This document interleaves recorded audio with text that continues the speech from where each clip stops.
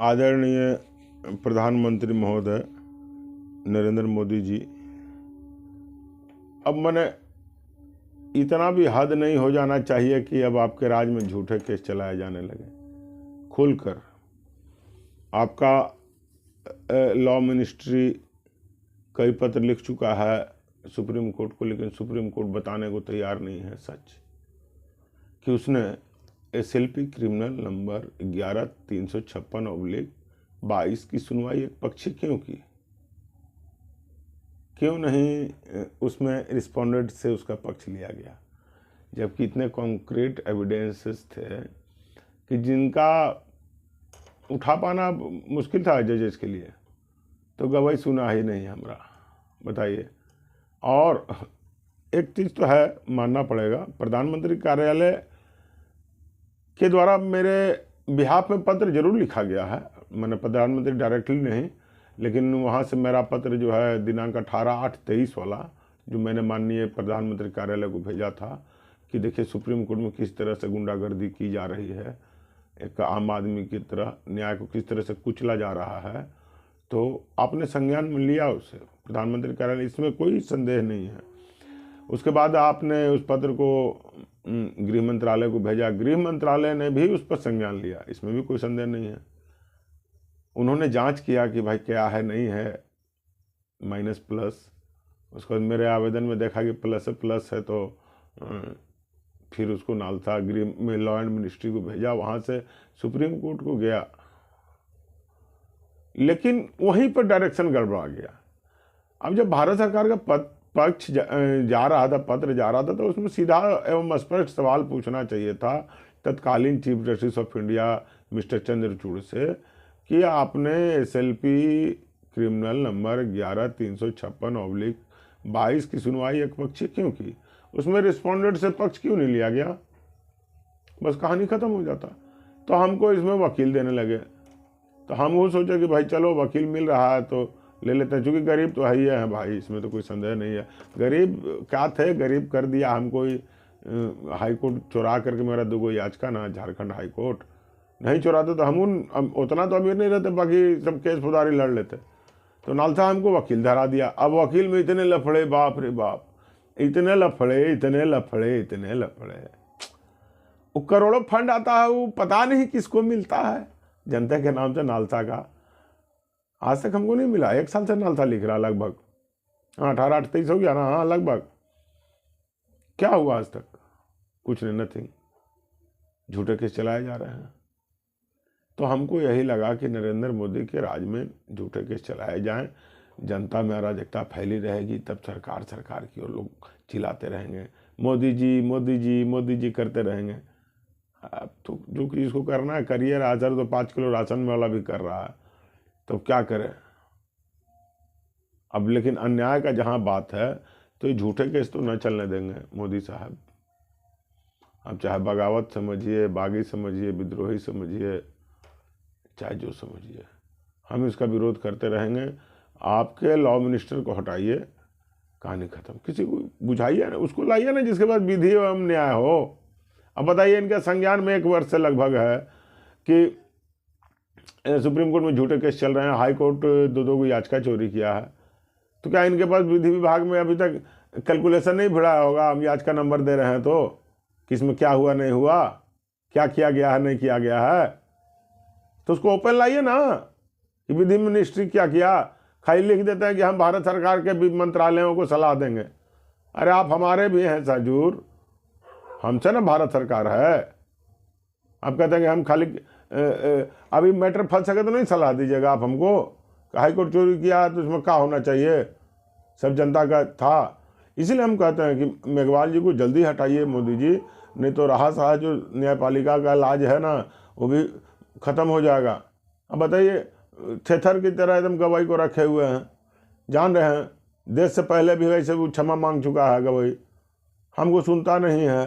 क्यों नहीं सुना, इसका स्पष्टीकरण मांगिए ना, उनकी हवा निकल जाएगी, उनकी सारी विद्युता जो है ना घुस जाएगी बिल में। देख लिया हमको ऐसे टोपी चश्मा वाला बिहारी टाइप का आदमी तो रगड़ दिए, संवैधानिक पावर, ये सब दुरुपयोग किया है गवाही। ऐसा प्रधानमंत्री कार्यालय संज्ञान लेके भी अधूरा छोड़ दिया है। उसको किनारे करना चाहिए था, उसको कॉलर पकड़ के हटाना चाहिए था सुप्रीम कोर्ट से। उसको जज को रखे हुए हैं, ये बदनाम कर रहा है हमारे सुप्रीम कोर्ट को, हमारे सुप्रीम कोर्ट को मैंने उसको दूषित करने वाला को रखे हुए हैं आप। झूठ का जहां बोलबाला चला रहा है भाई। और उसको देखा देखी चंद्रचूड़ भी, KM जोसेफ भी, और क्या नाम है, सुंदरम बंदरम वगैरह वगैरह XYZ कॉल हैं, सब मिल के रगड़ दिया, मजाक बना लिया है भारतीय न्यायपालिका को। संवैधानिक पावर मिल गया तो आम जनता, अरे 1000 आदमी से ज़्यादा का न्याय है मेरी याचिका में। ये लोग सब पढ़ लिया होगा, जान लिया होगा, देखा कि उठने वाला नहीं है, और मोदी का पक्ष में फैसला जाएगा। तो बस मोदी का विरोध, योगी का विरोध, अमित शाह का विरोध दिख गया इनमें, तो बस ये लोग खड़े हो गए कि इस याचिका से तो मोदी जी को और योगी जी को और अमित शाह को ही अल्टीमेटली फायदा होगा। बस चालू हो गया गेम। अब हमको लगा पूर्वक बनाने, देख लिया कि इसको भाजपा भी सपोर्ट नहीं करता है, भाजपा भी नहीं सपोर्ट किया। अरे जबकि लड़ाई पूरा एकदम मैंने जनरल लड़ाई था भाई, सीधा सीधे लड़ाई था, हिंदुत्व का लड़ाई नहीं था, लेकिन उसमें मेरी याचिका में हिंदूवादी छवि दिख रही होगी। उसमें नाम था योगी जी का, अमित शाह का। क्यों था, काहे था, सुप्रीम कोर्ट क्यों नहीं जांचा? देखा उसे जांचने लगा ये नहीं था, जांचे लगा ये नहीं था, उठने वाला है ये नहीं था। गवाही से क्या उठेगा मेरा याचिका? अब हमको कहना पड़ रहा है सब। हमारा सुप्रीम कोर्ट जहाँ झूठ की एक रत्ती भर गुंजाइश नहीं होनी चाहिए, वहाँ झूठ का बाजार बना दिया है। और ऊपर से वो हिमानी शरद नाम की वहाँ की केंद्रीय सूचना पदाधिकारी महोदया हैं, वो झूठ बोलने से तो उनको बाजें नहीं आ रही हैं। कभी एक ही सूचना के लिए कई बार कुछ बोलती हैं। पहले भी मैंने मांगा है कि SLP क्रिमिनल नंबर 11,356/22 की वीडियो क्लिप भेजी जाए सुनवाई की, हियरिंग की, तो दिस दैट बतियाने लगे। बाद में बोलते हैं कि नहीं, ये वहाँ से मैंने कॉन्स्टिट्यूशनल बेंच का जब बैठक होगा तब उसको रिकॉर्डिंग होगा। अरे मेरा सुनवाई हमको कहा नहीं दिखा रहे हैं, नहीं दिखा रहे तो स्पष्टीकरण पूछिए कि काहे एक पक्ष से सुनवाई की गई। ना वीडियो दे रहे हैं, ना जज का जवाब दे रहे हैं, और ऊपर से झूठ बोले जा रहे हैं। अभी हम पूछेंगे दिनांक 4/4 के आवेदन पर क्या किया गया, 4/4/22 के आवेदन पर, तो एक बार कह रहे हैं कि मिला है, इसको डायरी में मेंटेन किए हैं, एक बार कह रहे हैं कि हमारा मिल भी नहीं किया। अब क्या करें? इसके बावजूद भी लॉ मिनिस्टर जान करके भी जो है ना मटियाए हुए हैं। क्या मतलब बनता है? उधर नालसा 6 महीना पहले लिखा था झारखंड हाईकोर्ट को कि दिनांक 26/6/2024 तक जो है ना कि प्रमोद सिंह के कार्य पर ATR हमको भेजिए, एक्शन टेकन रिपोर्ट, नहीं भेजा। झालसा यहाँ झूठा सूचना देता है, आधारुआ सूचना देता है, और ऊपर लिख रहे हैं लॉ मिनिस्टर साहब को, तो उनको कुछ मतलब रहे तब ना लॉ और जस्टिस से। अब क्या करें? हमारा देश का दुर्भाग्य है कि ऐसे लॉ मिनिस्टर हैं जिनके नॉलेज में ये बात है कि सुप्रीम कोर्ट, हाई कोर्ट, ऐसे उच्च न्यायिक संस्थाओं में झूठे केस चलाए जा रहे हैं और याचिकाएं चोरी की जा रही है, और कहने वाला भी प्रमाण दे रहा है। इसके बावजूद भी अभी तक कोई कड़ा एक्शन नहीं लिए। दिस दैट चला रहे हैं, घींचे जा रहे हैं। क्या मजाक है जनता का पैसा का ना? इससे बढ़िया क्या उदाहरण मिलेगा? ये सब मोदी राज में ही हो रहा है। मोदी जी का PMO कहते हैं भ्रष्टाचार जांच के बारे में पूछते हैं तो बोलते हैं हमको पता नहीं है। अरे क्या पता नहीं है, बताएंगे आप? क्यों नहीं? अब विभाग में जहाँ पता था वहाँ भेजे थे।